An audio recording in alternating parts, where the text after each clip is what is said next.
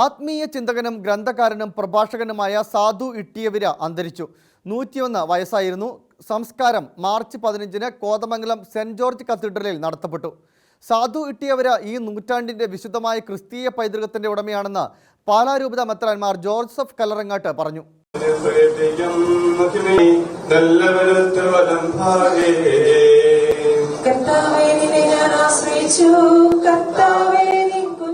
സംശുദ്ധമായ ജീവിതചര്യകളിലൂടെ അനശ്വരമായി തീർന്ന വ്യക്തിത്വമാണ് സാധു ഇട്ടിയവരെയെന്ന് സീറോ മലബാർ സഭയുടെ കുടുംബത്തിനും അൽമായർക്കും ജീവനും വേണ്ടിയുള്ള synodal commission chairman Mar Joseph Kallarangatt അഭിപ്രായപ്പെട്ടു.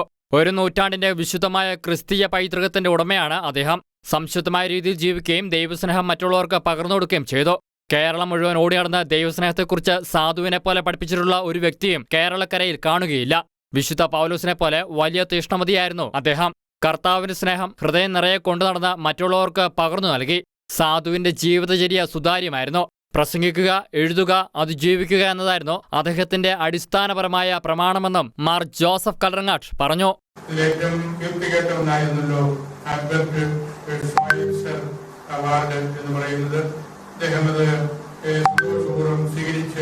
വലിയ റിസർച്ച് സെന്ററാക്കി മൂലധനത്തെ രൂപപ്പെടുത്തി എന്ന കാര്യവും നമുക്ക് എല്ലാവർക്കും അറിയാം. അങ്ങനെ അനേകം അവാർഡുകൾ, വയലിൻ പേരിലുള്ള അവാർഡ് ഉൾപ്പെടെയുള്ള അനേകം അവാർഡുകൾക്കും അദ്ദേഹം ഉണ്ടായിരുന്നു. ഇതെല്ലാം അദ്ദേഹം ജീവിച്ച സുവിശേഷത്തിന്റെ മഹാത്മ്യമാണ്. ഇന്ന് സാധു ഇട്ടിയവരയുടെ ജീവിതം നമുക്ക് അനുകരിക്കാൻ പ്രയാസമാണ്. അദ്ദേഹത്തിന്റെ വഴികൾ സവിശേഷമായ രീതിയിലായിരുന്നു. ദൈവസ്നേഹത്തിന്റെ കനലുകൾ സാധുവിൽ എല്ലായ്പ്പോഴും ജ്വലിച്ചു എന്നു. ആ സ്നേഹജാലകൾ കുട്ടികളിലും യുവജനങ്ങളിലും ഹൃദയങ്ങളിൽ നിറയ്ക്കാൻ അദ്ദേഹം നിരന്തരം പരിശ്രമിച്ചു. സുവിശേഷം കൊണ്ട് അരമുറുക്കിയ വ്യക്തിയായിരുന്നു സാധു ഇട്ടിയവര.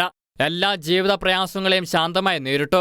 കേരളത്തിലെ ക്രൈസ്തവ ഹൃദയങ്ങളിൽ സാധു ഇട്ടിയവര എന്ന നാമം ദൈവസ്നേഹത്തിന്റെ പര്യായമായിരുന്നു. പാലായിൽ നിന്നുള്ള പ്രിയപുത്രൻ കടന്നുവന്ന വഴികൾ ഒരിക്കലും മറന്നില്ല. വലിയ ബഹുമതികൾ ലഭിച്ചപ്പോഴും എളിയവനായി ജീവിക്കുവാൻ അദ്ദേഹം ശ്രദ്ധിച്ചു. കർമ്മം കൊണ്ടും ജീവിതസാക്ഷ്യം കൊണ്ടും ആധുനിക ലോകത്തിലെ വലിയ അൽമായ പ്രേക്ഷിതനായി സാധു ഇട്ടിയവര എന്നും നിലകൊള്ളുമെന്നും മാർ ജോസഫ് കല്ലറങ്ങാട്ട് പറഞ്ഞു.